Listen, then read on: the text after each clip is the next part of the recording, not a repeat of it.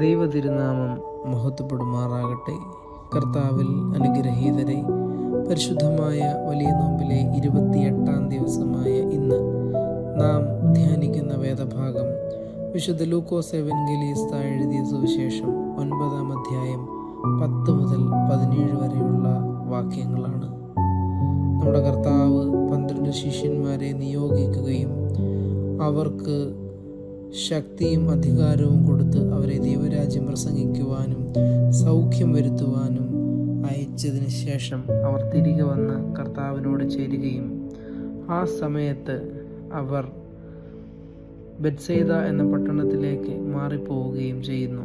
അവിടെ വെച്ച് ജനം അതറിഞ്ഞ് കർത്താവിൻ്റെ അടുക്കലേക്ക് വരികയും അവരോട് ദൈവരാജ്യത്തെക്കുറിച്ച് സംസാരിക്കുകയും ചെയ്യുന്ന അവസരത്തിൽ കൂടെ ഉണ്ടായിരുന്നവർക്ക് വിശക്കുന്ന അവസരത്തിൽ അവരെ ആഹാരം കഴിക്കുവാൻ ഇരുത്തുകയും അവിടെ വെച്ച് ശിഷ്യന്മാരുടെ പക്കൽ ഉണ്ടായിരുന്ന 5 അപ്പം കൊണ്ട് 5000 പേരെ പോഷിപ്പിക്കുകയും ചെയ്യുന്ന ഒരു വേദഭാഗം. സാധാരണ ബുദ്ധിക്ക് അതീതമായി യേശു ക്രിസ്തുവിൻ്റെ വിശ്വാസത്തിൽ, അവൻ്റെ അധികാരത്തിൽ വിശ്വസിച്ചുകൊണ്ട് ജനം മുഴുവനും അവിടെ ഇരിക്കുമ്പോൾ അവരെ തൃപ്തിപ്പെടുത്തുന്ന ഒരു ദൈവത്തെ നമുക്ക് അവിടെ കാണുവാൻ കഴിയും. ദൈവരാജ്യം, സൗഖ്യം എന്നീ വിഷയങ്ങളിൽ തൻ്റെ ജനം വിശ്വസിച്ചു എന്ന് മനസ്സിലാക്കുന്നു യേശു ക്രിസ്തു. അപ്പോൾ അവരുടെ മാനസികമായ തൃപ്തിപ്പെടുത്തൽ മാത്രമല്ല, അവരുടെ ശാരീരികമായ ആഹാരിക്കുവാനുള്ള അവരുടെ ശരീരത്തെയും യേശു ക്രിസ്തു തൃപ്തിപ്പെടുത്തുകയാണ് അവിടെ ചെയ്യുന്നത്. ദൈവം നമ്മുടെ ജീവിതത്തിൽ സർവമായും ഇടപെടുന്നു എന്നുള്ളതിൻ്റെ ഉത്തമ ഉദാഹരണമാണ് നമുക്ക് ഇവിടെ നിന്ന് കാണുവാൻ കഴിയുന്നത്. കേവലം വാക്കുകൊണ്ട് മാത്രമല്ല, പ്രവൃത്തി കൊണ്ടും അവൻ നമ്മെ പോറ്റിപ്പുലർത്തുന്നു എന്ന് യേശു ക്രിസ്തുവിൽ അടിയുറച്ച വിശ്വാസം ഉണ്ടാകുവാൻ 5 അപ്പം കൊണ്ട് 5000 പേരെ പോഷിപ്പിക്കുന്ന ഈ സംഭവം കൂടുതൽ നമ്മെ ദൈവത്തോട് അടുപ്പിക്കുകയാണ് ചെയ്യുന്നത്. കർത്താവ് അവരെ തൃപ്തിപ്പെടുത്തുവാൻ തക്കവണ്ണം പിതാവാം ദൈവത്തെ നോക്കി വാഴ്ത്തി നുറുക്കി അത് തൻ്റെ ശിഷ്യന്മാരുടെ കൈകളിൽ ഏൽപ്പിച്ച് അവരെയും കൊണ്ട് തന്നെയാണ് അത് വിളമ്പിക്കുന്നത്. അപ്പോൾ കൂടെ ഉണ്ടായിരുന്ന 12 ശിഷ്യന്മാരും അത് കുറച്ചുകൂടി ആഴത്തിൽ അനുഭവമാക്കുന്ന ഒരനുഭവം. നമ്മൾ നോമ്പ് നോക്കുമ്പോൾ ദൈവത്തോട് കൂടുതൽ അടുക്കുവാൻ, ദൈവത്തെ അനുഭവിച്ചറിയുവാൻ, അവൻ്റെ വാക്കുകളിലൂടെ, അവൻ്റെ പ്രവൃത്തികളിലൂടെ ആ അനുഭവത്തെ ആഴത്തിൽ മനസ്സിലാക്കുവാൻ ഈ നോമ്പുകാലം നമ്മെ ഓർമ്മിപ്പിക്കുകയാണ്. നമ്മുടെ ജീവിതത്തിലെ കുറവുകളെ, നമ്മുടെ ജീവിതത്തിൽ ഉണ്ടാകുന്ന അസുഖങ്ങളെ, പാപരോഗങ്ങളെ ദൈവത്തിന് സമർപ്പിച്ച് ദൈവവുമായി നിരന്തരം സമ്പർക്കം പുലർത്തുമ്പോൾ അത് ജീവിതത്തെ തൊട്ട് സ്പർശിച്ച് മാറ്റുന്ന ഒരു ദൈവമാണ്. അത്ഭുതങ്ങൾ സംഭവിക്കും, അനേകം മാറ്റങ്ങൾ സംഭവിക്കും എന്നുള്ളതിൻ്റെ ഉത്തമമായ ഉദാഹരണമാണ് ഈ വേദഭാഗം. ദൈവരാജ്യത്തെ കർത്താവ് പ്രത്യേകമായി നമുക്ക് നൽകുന്ന ഒരനുഭവം ആത്മശരീര മനസ്സുകളുടെ പൂർണ്ണ സൗഖ്യമാണ് ദൈവരാജ്യത്തിൻ്റെ അടയാളം എന്നാണ്. അങ്ങനെയെങ്കിൽ തീർച്ചയായിട്ടും നമ്മുടെ ആത്മശരീര മനസ്സുകളുടെ സൗഖ്യമാണ് പരിശുദ്ധ നോമ്പിൻ്റെ ലക്ഷ്യം എന്നും നമ്മൾ മനസ്സിലാക്കണം. അപ്രകാരം നമ്മൾ നമ്മുടെ ജീവിതത്തെ ആത്മശരീര മനസ്സുകളുടെ സൗഖ്യത്തിനായിട്ട് ഒരുക്കുവാൻ തക്കവണ്ണം ഈ നോമ്പ് നമുക്ക് പ്രയോജനകരമാകണം. കർത്താവ് അവരെ ആഹാരം നൽകി തൃപ്തിപ്പെടുത്തുകയാണ്. ശിഷ്യന്മാർ അവരെ വിവിധ സ്ഥലങ്ങളിലേക്ക് അയക്കണമെന്ന് പറയുമ്പോൾ കർത്താവിനോട് കൂടെ ഇരിക്കുന്ന അവസരത്തിൽ തന്നെ ദൈവം അവരെ ആശ്വസിപ്പിക്കുകയാണ് ചെയ്യുന്നത്. നമ്മൾ എവിടെ ആയിരുന്നാലും നമ്മോട് കൂടെയുള്ള ദൈവം നമ്മെ ആശ്വസിപ്പിക്കുന്നു എന്ന് ഈ വേദഭാഗം പറയാതെ നമ്മോട് പറയുകയാണ്. നമ്മൾ എവിടെ ആയിരുന്നാലും അവിടെ ദൈവ സാന്നിധ്യം ഉണ്ട് എന്നും നമുക്കിതിൽ നിന്ന് തിരിച്ചറിയുവാൻ തക്കവണ്ണം സാധിക്കും.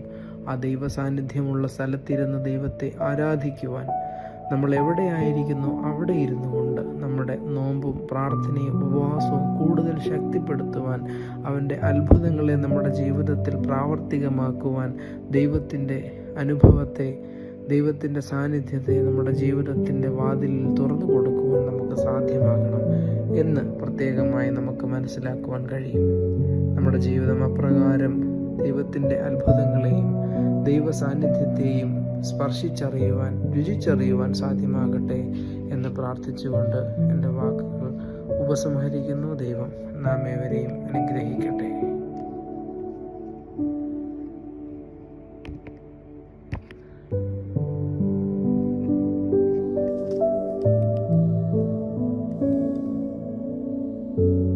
കർത്താവിനാൽ അനുഗ്രഹീതരെ, പരിശുദ്ധമായ വലിയ നോമ്പിലെ 27-ാം ദിവസമായ ഇന്ന് നമ്മൾ ചിന്തിക്കുന്ന വേദഭാഗം വിശുദ്ധ ലൂക്കോസ് എവൻഗേലിസ്ത എഴുതിയ സുവിശേഷം 16-ാം അധ്യായം 19 മുതൽ 31 വരെയുള്ള വാക്യങ്ങളാണ്. നമ്മൾ കുഞ്ഞുനാൾ മുതലേ കേട്ടിട്ടുള്ളതും അനേക ധ്യാന ചിന്തകളും ആഴത്തിലുള്ള ദൈവശാസ്ത്രവുമൊക്കെ അടങ്ങിയ ഒരു വേദഭാഗമാണ് ധനവാന്റെയും ലാസറിൻ്റെയും ഉപമ. ഈ ഉപമയിൽ യേശുതമ്പുരാൻ വരച്ചു കാട്ടുന്ന മനോഹരമായ ഒരു ചിത്രമുണ്ട്.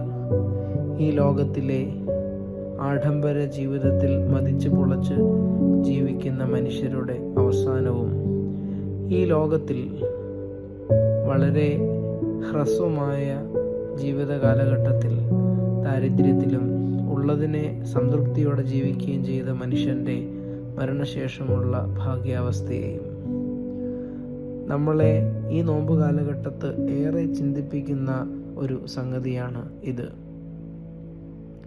അബ്രഹാമിൻ്റെ മടിയിലേക്ക് ദൂതന്മാർ എടുത്തുകൊണ്ടുപോകുന്ന ലാസറിൻ്റെ അനുഭവം, അബ്രഹാമി മടിയിൽ വിശ്രമിക്കുവാൻ നമ്മുടെ വേദശാസ്ത്രവും ക്രിസ്തു പഠിപ്പിക്കുന്ന ഉപദേശങ്ങളുമൊക്കെ അപ്രകാരം ഉള്ളതാണ്.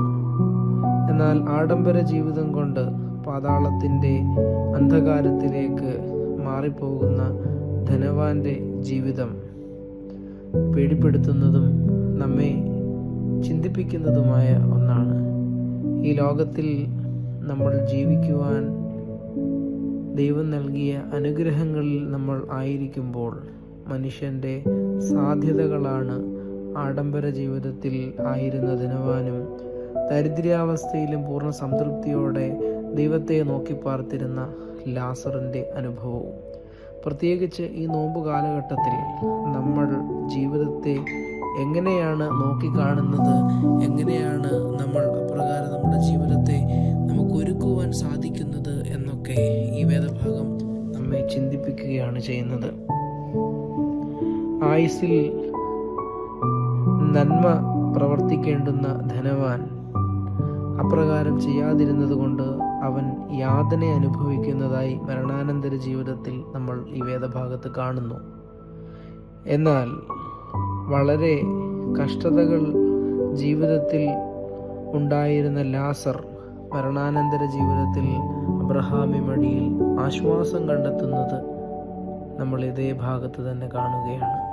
ഈ രണ്ട് ജീവിത സാഹചര്യങ്ങളും നമ്മുടെ ജീവിതത്തിലും ഒരുപക്ഷെ വന്നു കൂടിയേക്കാം. അത് ഏതാണ് വേണ്ടത് എന്ന് നമ്മളാണ് തിരഞ്ഞെടുക്കേണ്ടത്. ഈ ലോകത്തിൽ നമ്മൾ ജീവിക്കുമ്പോൾ സഹോദരനെ സ്നേഹിക്കുകയും കരുതുകയും അവർക്ക് വേണ്ടി പ്രാർത്ഥിക്കുകയും പ്രവർത്തിക്കുകയും ചെയ്യുമ്പോൾ തീർച്ചയായിട്ടും നമ്മൾ നമ്മുടെ നോമ്പിൻ്റെ മനോഹാരിതയിലും പൂർണ്ണതയിലുമായിരിക്കും. അതിലേക്ക് വളരുന്ന അവസരമാണ് എന്ന് നമ്മൾ തിരിച്ചറിയുന്നു. മോശയും പ്രവാചകന്മാരും ധനവാൻ മരിച്ച് പാതാളത്തിൽ ചെന്നപ്പോൾ ഓർമ്മ വരികയാണ് ധനവാന്. അബ്രഹാം പിതാവ് ധനവാനോട് പറയുകയാണ്, അവൻ്റെ പിതാക്കന്മാരെ, അവൻ്റെ സഹോദരന്മാരെ ഈ കാര്യം അറിയിക്കുവാൻ പോകണം എന്ന് പറയുമ്പോൾ മോശയും പ്രവാചകന്മാരും ഇന്നും നമ്മുടെ ജീവിതത്തിൽ ഇടപെടുമ്പോൾ നമ്മൾ എപ്രകാരം ആ സാക്ഷ്യങ്ങളെ ഉൾക്കൊള്ളുന്നു, അതിനനുസരിച്ച് നമുക്ക് നമ്മുടെ ജീവിതത്തെ ക്രമീകരിക്കുവാൻ സാധിക്കുന്നുണ്ടോ എന്ന്. മോശ ന്യായപ്രമാണവും പ്രവാചകന്മാരുടെ പഠിപ്പിക്കലുകളും നമ്മെ മനസ്സിലാക്കുന്ന അനുഗ്രഹീതമായ ദൈവ സാക്ഷ്യമുള്ള ദൈവിക വെളിപാടിൻ്റെ അനുഭവങ്ങളാണ്.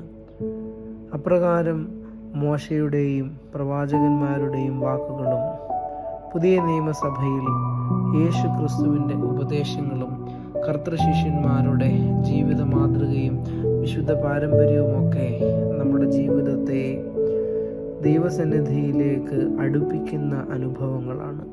ആ സാക്ഷ്യത്തെ നമ്മുടെ ജീവിതത്തിൽ പിന്തുടർന്നാൽ തീർച്ചയായിട്ടും അബ്രഹാമി മടിയിൽ നിത്യകൂടാരങ്ങളിൽ നമ്മെ ദൈവം വിശ്രമിപ്പിക്കും, ദൈവം നമ്മെ അവിടെ വസിപ്പിക്കും എന്നുള്ള ചിന്ത നമ്മുടെ ജീവിതത്തിൽ ഉണ്ടാകണം. ആ ചിന്തയ്ക്കനുസരിച്ച് നമ്മുടെ ജീവിതത്തെ ക്രമീകരിക്കുവാൻ നമുക്ക് സാധ്യമാകണം.